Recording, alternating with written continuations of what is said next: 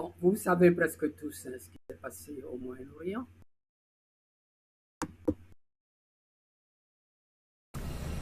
La démence guerrière. Bienvenue, chers internautes.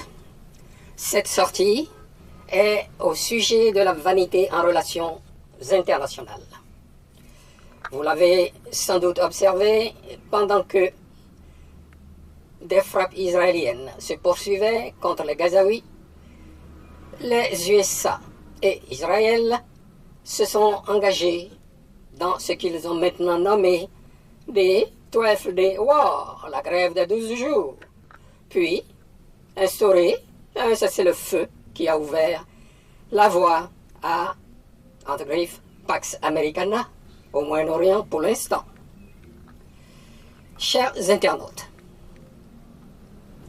que direz-vous de l'escalade de démence guerrière des États-Unis d'Amérique, d'Israël et de l'Iran de cette fin de juin 2025? Selon les informations disponibles, les États-Unis et Israël ont mené des frappes conjointes contre 3 sites nucléaires majeurs en Iran, notamment à Fordo, Natanz et Ispahan. Ces attaques ont été qualifiées, entre griffes, d'historiques et risquées, et ont pour objectif, entre griffes, de décapiter non seulement le programme nucléaire iranien, mais aussi faire tomber le régime des ayatollahs. Le fils du Shah, Reza Pahlavi, déchu par l'ayatollah Khomeini, l'ex-guide suprême, est même sorti durant ce temps pour roucouler, pour ne pas dire célébrer.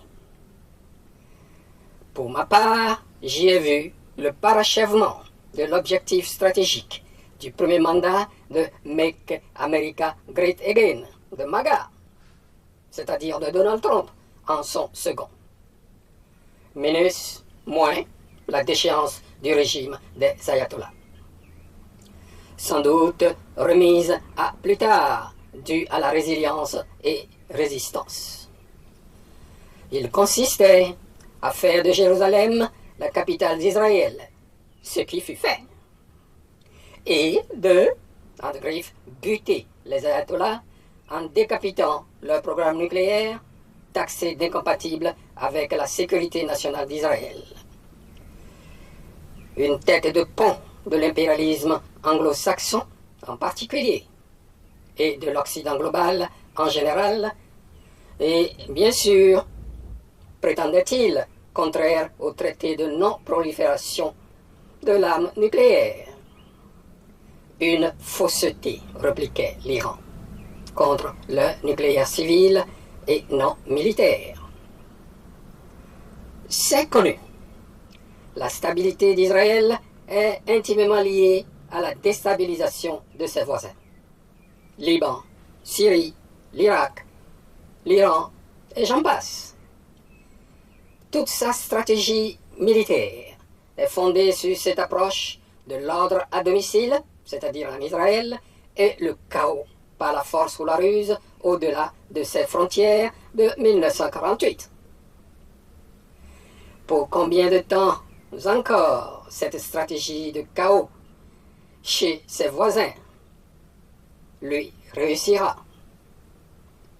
Quelles ont été les répercussions immédiates?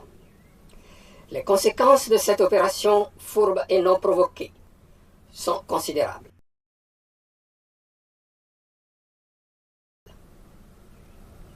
Avec des marchés financiers bouleversés, des flux pétroliers perturbés et des alliances diplomatiques remises en question. La situation reste volatile. Les conséquences à long terme de ces frappes sont encore incertaines. L'isolement des États-Unis d'Amérique et d'Israël sioniste. Bien sûr, hautains qu'ils sont, ils s'en foutent. La diplomatie est désormais cruciale pour éviter une escalade supplémentaire et trouver.